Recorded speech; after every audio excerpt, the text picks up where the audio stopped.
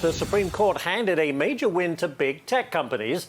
They ruled that the government has limited ability to regulate big tech. Well, tech policy expert Frederick joins me now. All right, Kara, take me through this. Do you like this decision from the Supreme Court? Did they do the right thing?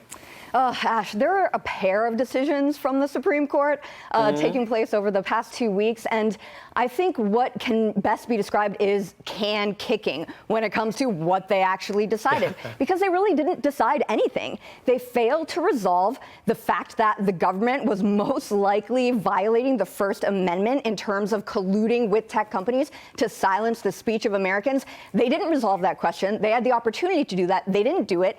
And then in another pair of SCOTUS rulings that were consolidated, brought on by this industry group called NetChoice, they remanded this case back to the lower courts. So at this point, they had an opportunity to basically stick it to big tech and say, hey, you cannot silence the speech of Americans. Florida and Texas had some great laws that they passed that were taken to task by this industry group, this big tech surrogate group, and they didn't do it. They basically kicked the can down the road, unfortunately, and things hopefully will get resolved, which is why Congress is so important, yet they fail to act.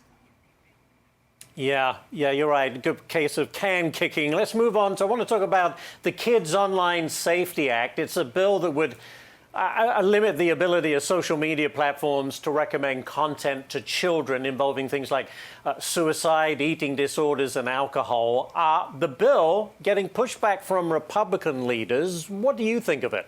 Oh, in terms of the policy merits, this is a great policy proposal. And the fact that it has around 69 co-sponsors in the Senate speaks to the excellent policy merits of this proposed legislation. So it gives parents recourse, it empowers them, and then it takes companies, it makes them accountable for the way they design their products. It also has transparency measures built in. There's going to be third-party audits. So this is a great thing. And I've said over and over, including on this program, parents need legislative help. We are at a loss when these companies design these products to addict younger and younger users. So Congress has to do its job. I think they need to legislate on this particular issue. That's why we put them there. That's why they're in D.C. And this is on the policy merits. It's a good policy proposal.